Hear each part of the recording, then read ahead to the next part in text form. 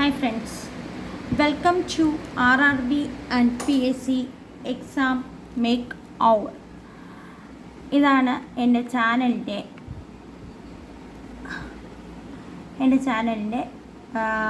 ഇത് Telegram channel. Telegram ചാനലിൻ്റെ പേരെന്ന് പറയുന്നത് കേരള PSC 2026-27 എന്നുള്ളതാണ്. ഇതിനകത്ത് ഞാൻ അപ്ലോഡ് ചെയ്ത ക്ലാസ്സുകളുടെ PDF-ഉം അതുപോലെ തന്നെ ടെസ്റ്റ് പേപ്പറും മോക്ക് ടെസ്റ്റുകളും ഞാൻ ഇതിനകത്ത് അപ്ലോഡ് ചെയ്യുന്നുണ്ട്. അപ്പം നമുക്ക് ക്ലാസ്സിലോട്ട് കിടക്കാം. ഇന്ന് ഞാൻ പറയാൻ പോകുന്നത് ഈ ക്വസ്റ്റ്യൻ പേപ്പറിൻ്റെ നമുക്ക് OAക്ക് നടന്നിട്ടുള്ള സെക്രട്ടേറിയറ്റ് OAയുടെ എക്സാമിൻ്റെ മെയിൻസിൻ്റെ ക്വസ്റ്റ്യൻ പേപ്പറാണ്. ക്വസ്റ്റ്യൻ പേപ്പർ കോഡ് 054/2025 എന്നുള്ളതാണ് ക്വസ്റ്റ്യൻ പേപ്പറിൻ്റെ കോഡ്. ഇനി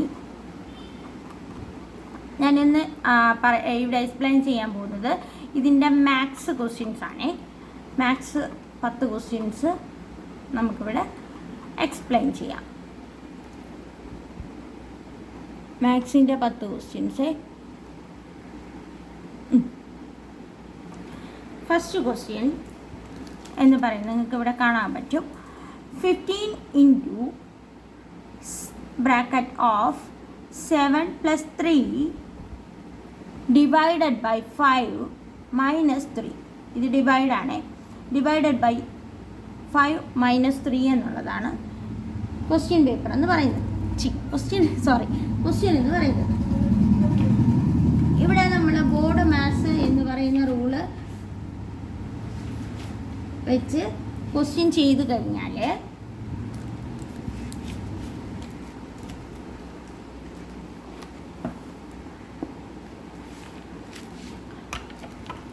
ബോർഡ് മാത്സ് എന്ന് പറയുന്ന റൂൾ വെച്ച് നമ്മൾ ക്വസ്റ്റ്യൻ ചെയ്ത് കഴിഞ്ഞാൽ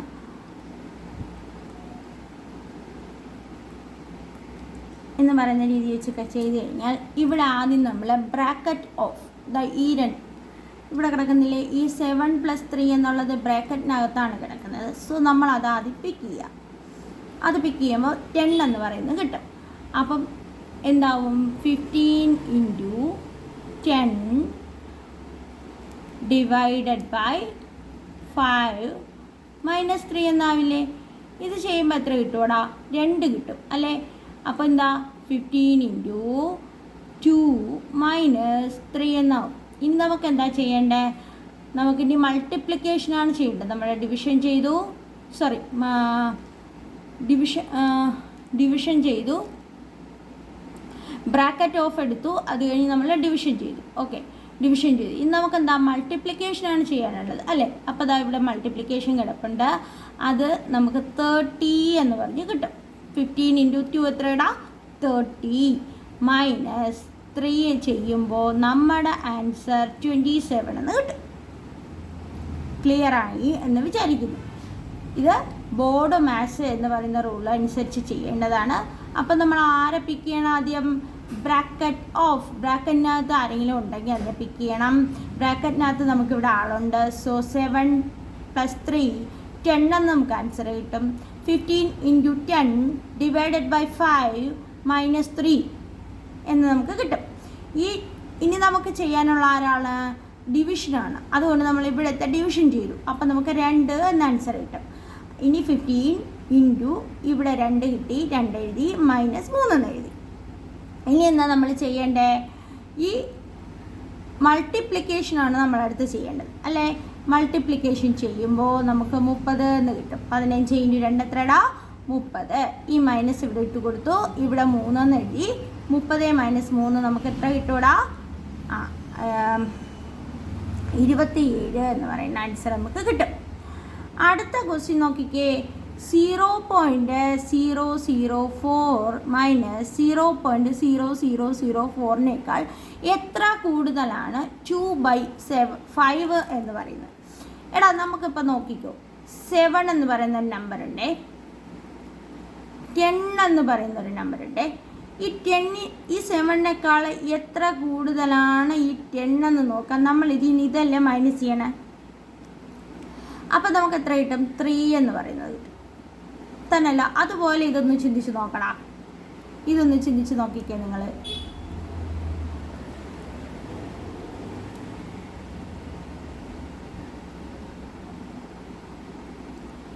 ഇതിനേക്കാളും എത്ര കൂടുതലാണ് ഇതെന്നല്ലേ ചോദിച്ചേ?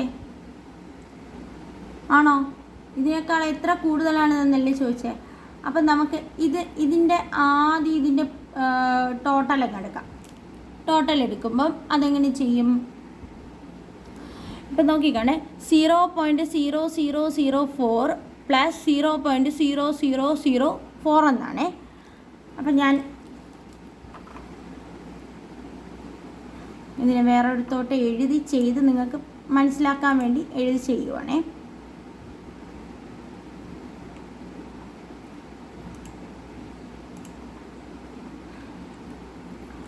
നമ്മുടെ ക്വസ്റ്റ്യൻ ആയിരുന്നത്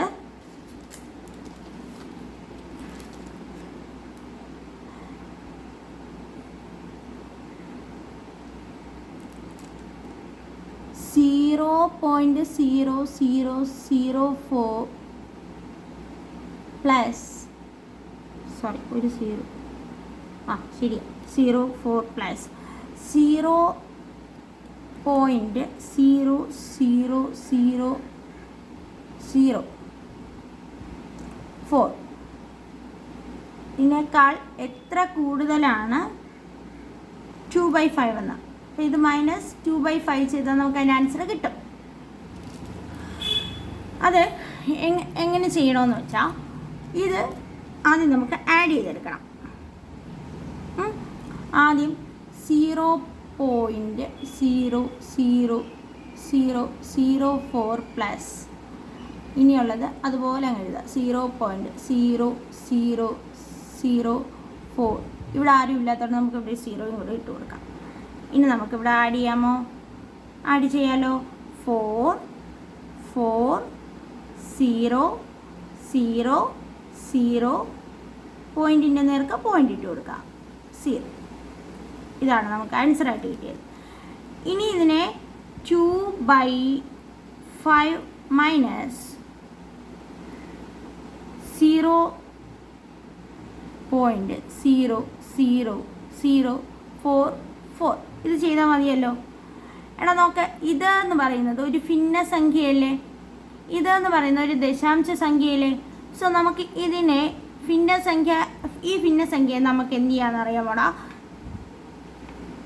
നമുക്ക് ദശാംശ സംഖ്യയായിട്ട് കൺവേർട്ട് ചെയ്യാമേ. ഇവിടെ നോക്കിക്കോ, ഈ 2/5 എന്ന് പറയുന്നത് എത്ര ശതമാനമാണ്? 100 കൊണ്ട് നമുക്ക് ഇൻഡ്യൂ ചെയ്താൽ എത്ര ശതമാനമാണെന്ന് കിട്ടും. ഇത് വെട്ടി ചെയ്യുമ്പോൾ നമുക്ക് 40 എന്ന ആൻസർ കിട്ടും. ഇവിടെ ഇത് വെട്ടുമ്പോൾ നമുക്ക് 20 എന്ന ആൻസർ കിട്ടും. ഇത് മൾട്ടിപ്ലൈ ചെയ്യുമ്പോൾ 40 എന്ന ആൻസർ കിട്ടും, 40%. അപ്പോൾ 40% എന്ന് പറയുന്നത് 40 ഡിവൈഡഡ് ബൈ 100 അല്ലേ. ഇതിനെ എനിക്ക് 0.40 എന്ന് എഴുതിക്കൂടെ? അപ്പോൾ ഇത് രണ്ടും എന്തായി? ദശാംശ സംഖ്യയായിട്ട് മാറി. ഇനി എന്ത് ചെയ്താൽ മതി? മൈനസ് ചെയ്താൽ മതി. അപ്പോൾ എന്ത് വരും? 0. എന്ത് വരുവാടാ? 0.40 മൈനസ് നമ്മുടെ നേരത്തെ ആൻസറായ 0.00044. ഇതിനെ മൈനസ് ചെയ്താൽ പോരെ? മതി. അപ്പോൾ 0.40 അത് ഞാൻ അവിടെ വച്ചു. ഇങ്ങോട്ട് നീക്കി ഞാനൊരു മൈനസ് സിമ്പിൾ ഇട്ട് കൊടുക്കുകയാണേ. ഇവിടെ നോക്കിക്കോ, 0.00044. ഇവിടെ മേളിൽ ആരും ഇല്ലല്ലോ, ഇനി 0s ഇട്ട് കൊടുക്കുകയാണേ. മൈനസ്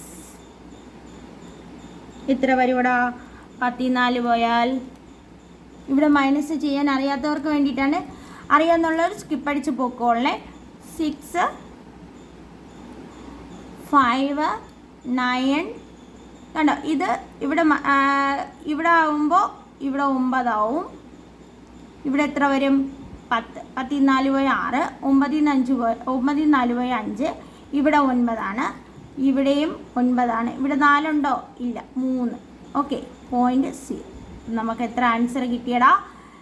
0.3996. ഇനി നമുക്ക് നമ്മുടെ ക്വസ്റ്റ്യൻ പേപ്പറിലോട്ട് പോയാലോ? അങ്ങനെ ഒരു ഓപ്ഷൻ ഉണ്ടോ നമുക്ക്? D option 0.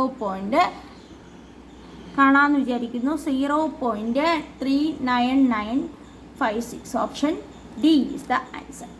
അടുത്ത ക്വസ്റ്റ്യൻ 73 വാ. 1 + 3 + 5 +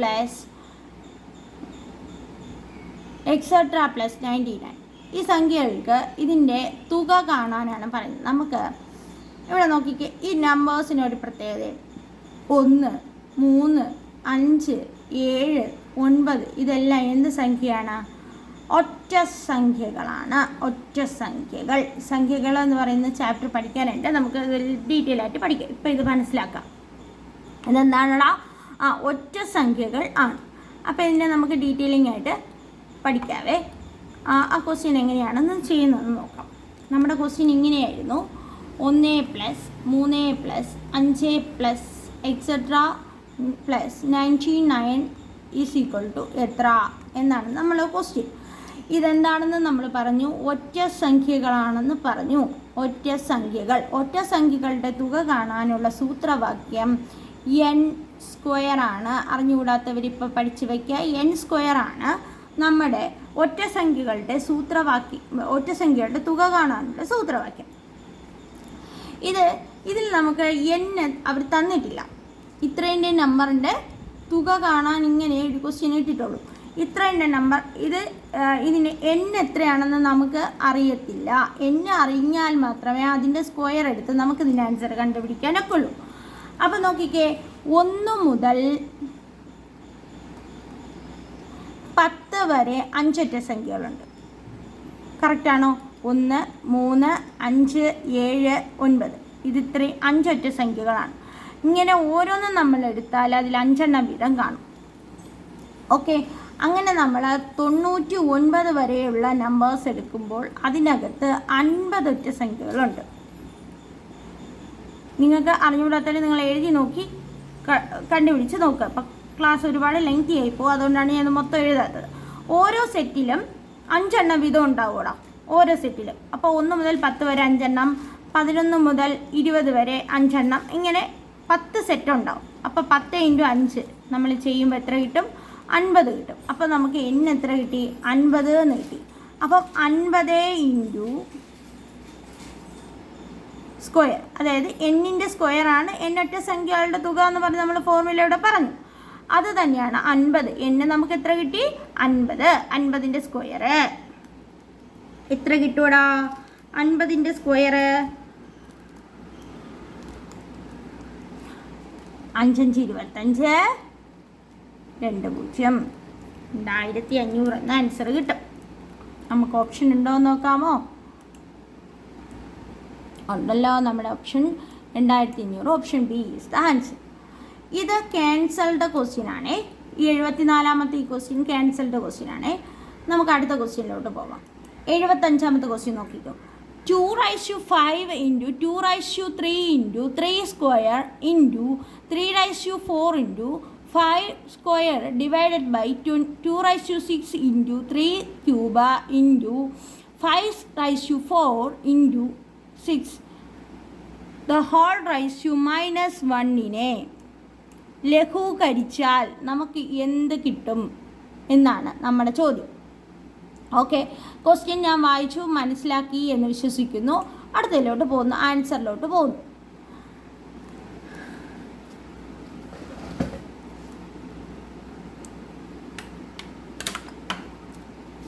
എന്തായിരിക്കും ഇതിൻ്റെ ആൻസർ? നമുക്ക് കൃത്യംഗങ്ങൾ എന്ന് പറയുന്ന ഒരു ഭാഗം പഠിക്കാനായിട്ടുണ്ട്. എന്തുണ്ട്? കൃത്യംഗങ്ങൾ. അതിൽ നിന്നുള്ള ക്വസ്റ്റ്യനാണ് ഇത്. കൃത്യംഗ നിയമങ്ങൾ നമ്മൾ പഠിച്ചു വച്ചാൽ ഇത് നമുക്ക് എളുപ്പമായി. ഞാൻ ക്വസ്റ്റ്യൻ ഒന്നുകൂടെ ഇവിടെ പഠിപ്പിക്കാൻ വേണ്ടിയിട്ടുള്ള എളുപ്പത്തിന് എഴുതുകയാണ്. 2⁵ 5 × 2³ ഇതൊക്കെ അറിയാമെന്നുള്ള ഒരു സ്കിപ്പ് അടിച്ച് പൊക്കോളണേടാ. 3² × 3/4 ഇൻറ്റു 5². നമ്മുടെ പ്രിലിംസ് വരാൻ പോവാണ്, അതിന് ഇമ്പോർട്ടൻ്റ് ആണ് മാത്സ്, 20 മാർക്കിനുണ്ട്. അതുകൊണ്ടാണ് ഞാൻ ഇത്ര ഡീറ്റെയിൽ ആയിട്ട് നിങ്ങൾക്ക് പറഞ്ഞു തരുന്നത്. ഇനി നാളെ മുതൽ നമ്മൾ SCERT ടെക്സ്റ്റ് ബുക്ക് കൂടെ ഇതിൻ്റെ കൂട്ടത്തിൽ കൂടെ അപ്ലോഡ് ചെയ്യും. പിന്നെ ഓരോ ടോപ്പിക്ക് വൈസായിട്ട് നമ്മൾ പഠിച്ചു പോകും. പിന്നെ ഇതുപോലെ ഓരോ ദിവസവും ഓരോ ക്വസ്റ്റ്യൻ പേപ്പർ വീതം നമ്മൾ അപ്ലോഡ് ചെയ്ത് പോകും. ഓക്കെ ആണെന്നുള്ളൊരു താഴെ കമൻറ്റ് ബോക്സിൽ കമൻറ്റ് രേഖപ്പെടുത്താം. -1 സിംപ്ലിഫൈ ചെയ്യാനാണ് പറഞ്ഞത്. ഓക്കെ, നമുക്ക് a⁻m എന്ന് പറയും. ഇത് കൃത്യങ്ക നിയമമാണ്. ഇതൊരു ലോ ആണ്. ഇത് എക്സ്പോണൻസിൻ്റെ ലോ ആണ്. ഇവിടെ നോക്ക്, a⁻m എന്ന് പറഞ്ഞാൽ 1/a⁻m എന്നാണ്. അപ്പോൾ ഇതിനെ എനിക്ക് എന്ത് ചെയ്യാം? തിരിച്ചിടാം. ഇതിൻ്റെ റെസിപ്രോക്കൽ എടുത്ത് എഴുതാം എന്നാണ് ഇതിൻ്റെ അർത്ഥം. അപ്പം 2/6 ഇൻറ്റു 3³ ഇൻറ്റു ഒന്നുമില്ലടാ, ഇത് മേളിൽ പോവും, ഇത് താഴെ വരും, അത്രേ ഉള്ളേ. 3³ 5/4 ഇൻറ്റു 6 ഡിവൈഡഡ് ബൈ 2/5. ഇത് താഴെ എഴുതിയേ 2/5 ഇൻറ്റു 2³ ഇൻറ്റു 3² ഇൻറ്റു 5². ഇതിൻ്റെ ഇടയ്ക്ക് എന്തോന്നുണ്ട്? 3/5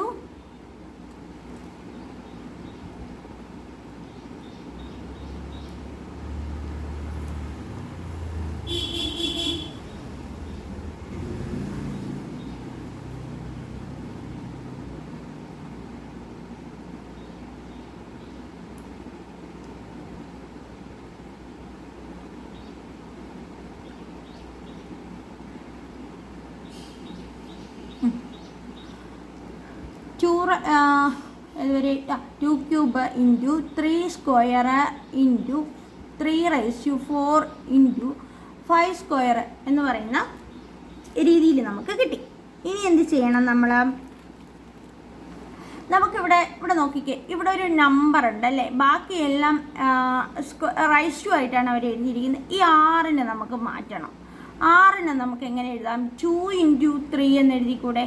ഇവിടെ എത്ര 2 വന്നു? ഒരു 2. എത്ര 3 വന്നു? ഒരു 1. അപ്പം 2/1 ഇൻറ്റു 3/1 എന്ന് എഴുതാമല്ലോ. എങ്കിൽ ഈ സ്റ്റെപ്പ് ഞാൻ മാറ്റി എഴുതുവാണേ.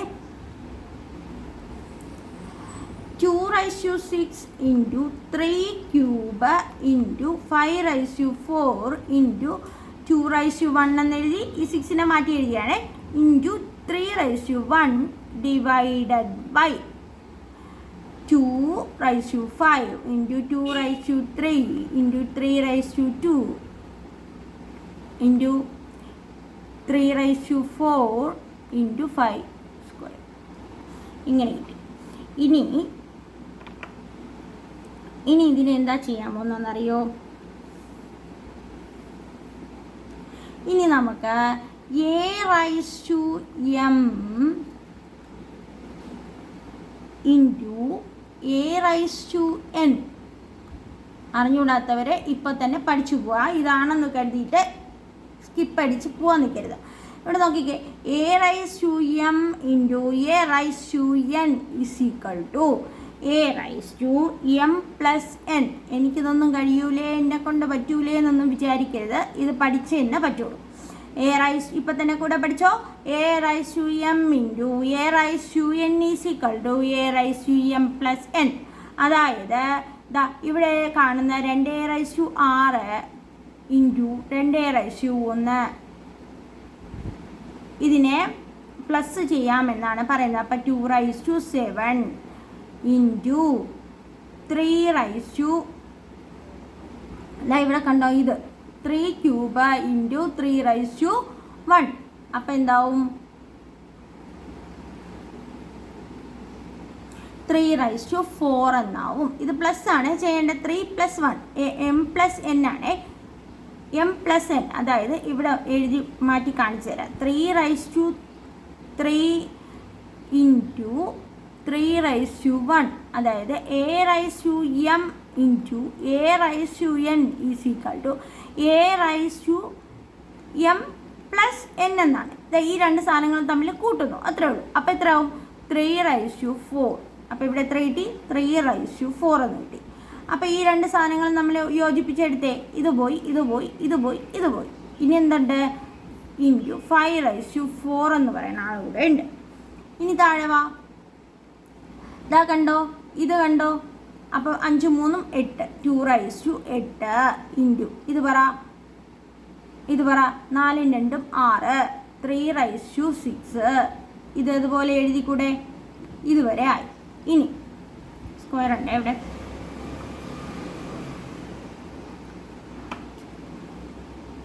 ഇതുവരെ എല്ലാവർക്കും മനസ്സിലായി എന്ന് വിശ്വസിക്കുന്നു. ഇനി ഒരു ലോ ഇവിടെ ഉണ്ട്. a/m divided by a/n is equal to a/m minus n. ഇനി ഞാൻ ഒന്ന് ഈ ക്വസ്റ്റ്യൻ പറയാവേ, ഡൗട്ടുള്ളവർ കാണും. ഇവിടെ നോക്കിക്കേടാ, ഇവിടെ a/m ഡിവൈഡഡ് ബൈ a/n എന്നുള്ള ഫോമിലല്ലേ കിടക്കുന്നത്. അപ്പോൾ ഈ 7 - 8 നമുക്ക് ചെയ്തുകൂടെ?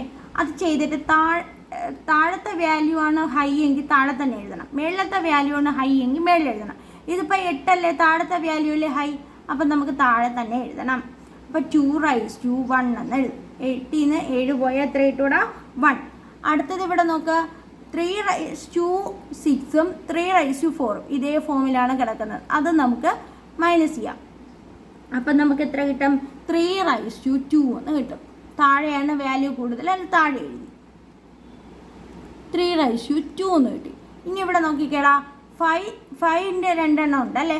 അപ്പോൾ 5/4 5/2 എത്ര കിട്ടൂടാ? 5/2. ഇത് മേളിലാണ് കൂടുതൽ, അതുകൊണ്ട് മേളിൽ എഴുതി. ഇനി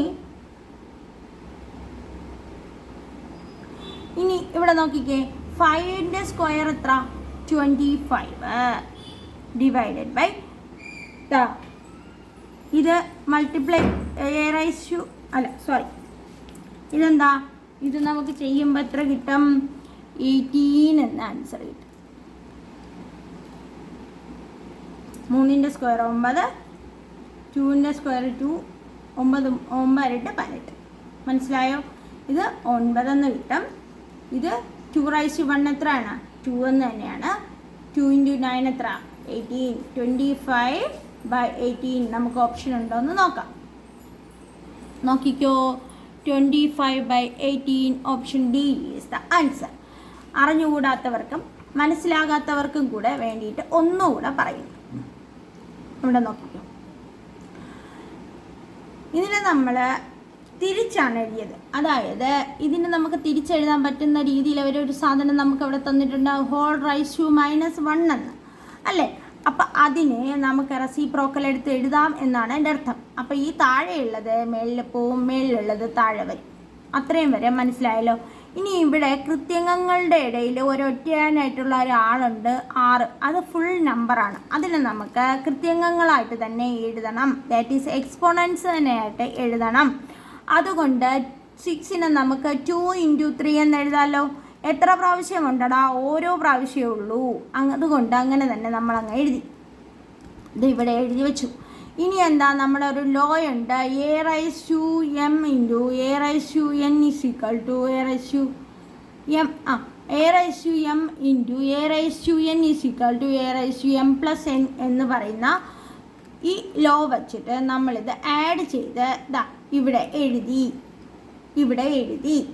ഇനി എന്താ, അടുത്തത് ഒരു റൂളാണ് a/m divided by a/n is equal to a/m - n എന്നുള്ളത്. അങ്ങനെ നമ്മൾ എഴുതുമ്പോൾ ഇത് ഈ കാണുന്ന ഈ 2/7 3/4 ഈ സാധനം കിട്ടും. ഇനി നമ്മൾ എന്ത് ചെയ്യണം? ഇതിനെ ഈ ഒരു ഫോർമുല കൊണ്ട് ഇവിടെ ഇങ്ങനെ എഴുതി. കണ്ടല്ലോ, ഈ സൂത്രവാക്യങ്ങൾ ഈ കാണുന്ന ഈ കൃത്യങ്ങ നിയമങ്ങൾ നിങ്ങൾ പഠിച്ചു വയ്ക്കുക. ഞാൻ എഴുതി കാണിച്ച് കൃത്യങ്ങ നിയമങ്ങൾ നിങ്ങൾ എഴുതി പഠിക്കുക. അപ്പോൾ മാത്രമേ നമുക്ക് ആൻസർ ചെയ്യാൻ കഴിയുള്ളൂ. ക്ലിയർ ആണെന്ന് വിശ്വസിക്കുന്നു. അടുത്ത ക്വസ്റ്റ്യൻ നോക്കിക്കേ. 4,11,30,67 ഈ ശ്രേണിയിലെ അടുത്ത പദം ഏത് എന്നാണ് ക്വസ്റ്റ്യൻ. അടുത്ത പദം ഏത് എന്നുള്ളതാണ് ക്വസ്റ്റ്യൻ. ഈ അടുത്ത പദം ഏത് എന്നുള്ള ക്വസ്റ്റ്യന് ആൻസർ കണ്ടുപിടിക്കാൻ നമ്മൾ ചെയ്യുന്ന ഉപാധി എന്ന് പറയുന്നത് 4 ഇവിടെ എങ്ങനെ കിട്ടിയെന്ന് അറിയാമോ? 4 വന്നത് 1ൻ്റെ ക്യൂബ് പ്ലസ് 3 ചെയ്തതാണ് 4 കിട്ടിയത്. 1ൻ്റെ ക്യൂബ് പ്ലസ് 3 ചെയ്താണ് 4 കിട്ടിയത്. ഇനി 11 കിട്ടിയത് എങ്ങനെയാണെന്ന് അറിയാമോ? 2ൻ്റെ ക്യൂബ് പ്ലസ് 3 ചെയ്തതാണ്. ഇനി 30 കിട്ടിയത് എങ്ങനെയാണെന്ന് അറിയാമോ? 3ൻ്റെ ക്യൂബ്, അതെ 3ൻ്റെ ക്യൂബ് പ്ലസ് 3 ചെയ്താണ് 30 വന്നത്. ഇനി അടുത്തത് 67 എങ്ങനെ വന്നെന്നറിയാമോ? 67 വന്നത് 4ൻ്റെ ക്യൂബ് പ്ലസ് 3 ചെയ്തതാണ് 67 എന്ന് കിട്ടിയത്. ഇനി അടുത്തത് എത്രയാ വരുമെന്നറിയാമോ? 5ൻ്റെ ക്യൂബ് പ്ലസ് 3, 5ൻ്റെ ക്യൂബ് പ്ലസ് 3 നമുക്ക് 128 എന്ന് കിട്ടും. 128 ക്ലിയർ ആണോ? 5ൻ്റെ ക്യൂബ് എത്ര വരും ഇവിടെ? 125 പ്ലസ് 3 128. ഓപ്ഷൻ ഉണ്ടോ എന്ന് നോക്കാം. ഓപ്ഷൻ ഉണ്ട്, 128. ക്ലിയർ ആണോ? അടുത്തൊരു എളുപ്പമുള്ള ക്വസ്റ്റ്യൻ. എ സൂചിപ്പിക്കുന്നത് പ്ലസ് എന്നും ബി എന്നത് ഇൻറ്റു എന്നും സി എന്നത് മൈനസ് എന്നും ഡി എന്നത് പ്ലസിനെയും സൂചിപ്പിച്ചാൽ ഈ കാണുന്ന സാധനം എന്തായിരിക്കും എന്നാണ് നമ്മളോട് ചോദിച്ചത്. നമുക്കൊന്ന് ചെയ്ത് നോക്കാം.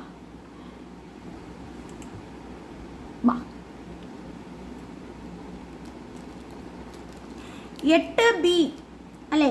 അപ്പം 8 ഇൻറ്റു അത് കഴിഞ്ഞ് 12A 12 പ്ലസ് 12 18 ഡി എന്ന് പറയുന്നത് എന്താടാ? ഡിവിഷൻ. 6C മൈനസ് 2 ആണ് അല്ലേ? മനസ്സിലാവുന്നുണ്ട്? അതിൽ കൊടുത്തിരിക്കുന്ന ആ സിമ്പൽ അതുപോലെ എഴുതി. ഇവിടെയും നമ്മൾ എന്ത് ചെയ്യണം? ബോഡോ മാസ് എന്ന് പറയുന്ന റൂൾ ഉപയോഗിക്കണം. ബോഡോ മാസ് എന്ന് പറയുന്ന റൂൾ ഉപയോഗിച്ച് ബ്രാക്കറ്റ് ഓഫ് ഉണ്ടോടോ? ഇല്ല. ഇനി നമുക്ക് ഡിവിഷൻ ചെയ്യാം അല്ലേ? ഇതെത്ര കിട്ടും? 3 കിട്ടും. ഇനി 8 ഇൻറ്റു 12 പ്ലസ് ഇവിടെ എത്ര കിട്ടി? 3 മൈനസ് 2. ഇനി എന്ത് ചെയ്യണം? 12 8 96. മൾട്ടിപ്ലിക്കേഷനാണ് അടുത്ത് വരുന്നത്.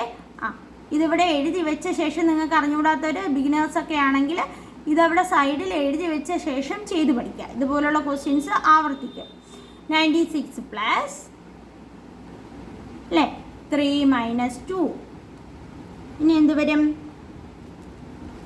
96ഉം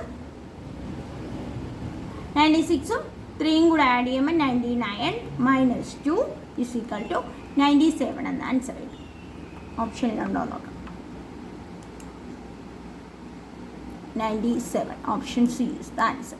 ഇനി താഴെ പറയുന്നതിൽ ഒറ്റയാണ് ആര് എന്നാണ് ചോദ്യം.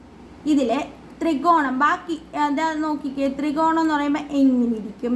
ചതുരം, ഇതെല്ലാം എന്താ ദ്വിമാന രൂപങ്ങളാണ്. ചാപം എന്ന് പറയുന്നത് വൃത്തത്തിൻ്റെ ഒരു ഭാഗം മാത്രമാണടാ. ഇതൊരു വൃത്തം ഉണ്ടെന്ന് വിചാരിച്ചു. നമ്മൾ പണ്ട് കോമ്പസിലൊക്കെ എടുത്ത് വരച്ചിട്ടുണ്ട്. സോറി, വൃത്തമില്ല. വൃത്തം ഈ വൃത്തത്തിൻ്റെ ഒരു ഭാഗം അല്ലേ? വൃത്തത്തിൻ്റെ ഒരു ഭാഗമാണ് ചാപം എന്ന് പറയുന്നത്. ഇങ്ങനെ വളഞ്ഞിരിക്കും. വൃത്തത്തിൻ്റെ ഭാഗമാണ് ചാപം കേട്ടോ, ചാവേ. അപ്പോൾ അതുകൊണ്ടാണ് അതിൻ്റെ ആൻസർ അവിടെ അങ്ങനെ വന്നത്. ഇനി ഇവിടെ നോക്ക്, ഗോളം 4πr². ഇവിടെ ഇതിൻ്റെ ആൻസറായിട്ട് വരുന്നത് അർദ്ധഗോളം. അർദ്ധഗോളം എന്ന് പറയുന്നതാണ് ഇതിൻ്റെ ആൻസർ. എന്തുകൊണ്ടാണ് അങ്ങനെ വന്നതെന്ന് ഞാൻ പറഞ്ഞുതരാവേ. ഇവിടെ നോക്കിക്കേടാ. എടാ ഗോളത്തിൻ്റെ ഇത് എഴുതി വെച്ചോളണേ. ഗോളത്തിൻ്റെ ഉപരിതല പരപ്പളവ് എന്താണ്? ഉപരിതല പരപ്പളവ്. ഉപരിതല പരപ്പളവ് എന്ന് പറയുന്നത് 4πr². ഇതാണ് എൻ്റെ ഫോർമുല. എന്താണ്? ഇപ്പം തന്നെ പഠിച്ചു പോണേ. ഗോളത്തിൻ്റെ ഉപരിതല പരപ്പളവ് 4πr². എൻ്റെ കൂടെ പറ.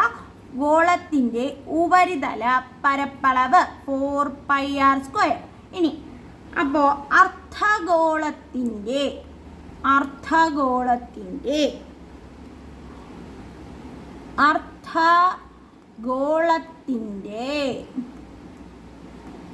എന്താണ്? ഉപരിതല പരപ്പളവ്.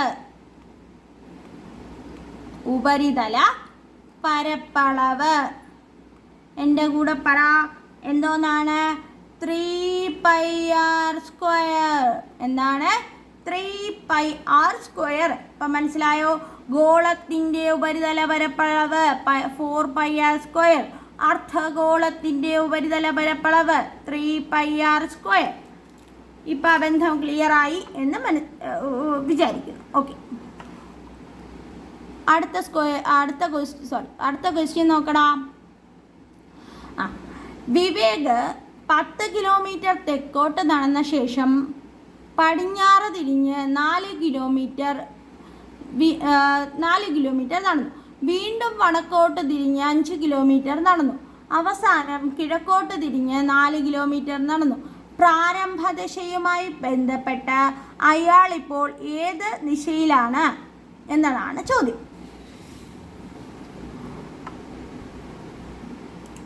നമുക്കതിനെ ആദ്യം ദിശയെന്ന് പഠിക്കാം. ഇതുപോലുള്ള ക്വസ്റ്റ്യൻസ് ചോദിച്ചു കണ്ടിട്ടുണ്ടേ, ശ്രദ്ധിക്കാം. ഇത് പടിഞ്ഞാറ്, ഇത് കിഴക്ക്, ഇത് തെക്ക്, ഇത് വടക്ക്. വിവേക് 10 കിലോമീറ്റർ തെക്കോട്ട് നടന്നു. തെക്കോട്ട്, ഇത് വിവേക് നിന്ന സ്ഥാനം എന്ന് ഓർക്കുക. ഇത് താഴോട്ട്, തെക്കോട്ടെന്ന് പറയുമ്പോൾ താഴോട്ട് 10 കിലോമീറ്റർ നടന്നു.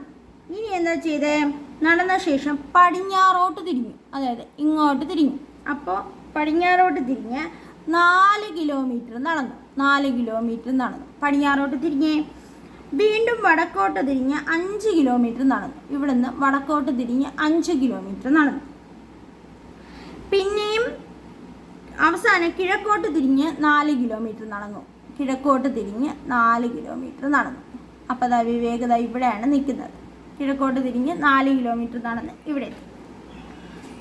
അപ്പോൾ ആളിപ്പം നിൽക്കുന്ന ദിശ ഏതാണെന്നാണ് നമ്മളോട് ചോദിച്ചത്. അയാളിപ്പം നിൽക്കുന്നത് ഇതാ ഇങ്ങനെ നമുക്ക് നോക്കിക്കഴിഞ്ഞാൽ ഇതാ, ഇത് വടക്ക്, ഇത് പടിഞ്ഞാറ്, ഇത് കിഴക്ക്, ഇതിപ്പോൾ ഇവിടെ താഴോട്ടല്ലേ, അപ്പോൾ തെക്ക്. അയാളിപ്പം നിൽക്കുന്ന ദിശ ഏതാ? തെക്ക്. മനസ്സിലായോ? തെക്ക് ദിശയിലാണ്.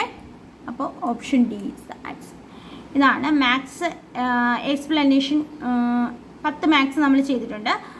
10ൻ്റെ എക്സ്പ്ലനേഷൻ വീഡിയോ ആയിരുന്നു ഇത്. നിങ്ങൾക്ക് ഈ വീഡിയോ ഇഷ്ടപ്പെട്ടു എന്ന് ഞാൻ വിശ്വസിക്കുന്നു. നിങ്ങൾക്ക് ഇഷ്ടപ്പെട്ടിട്ടുണ്ട് എങ്കിൽ, ഉപകാരപ്പെട്ടെന്ന് തോന്നിക്കഴിഞ്ഞാൽ നിങ്ങളുടെ കൂടെയുള്ളവർക്ക് ഷെയർ ചെയ്ത് കൊടുക്കുക മറക്കരുത്. ചാനൽ സബ്സ്ക്രൈബ് ചെയ്യാൻ മറക്കരുത്. Thank you for watching.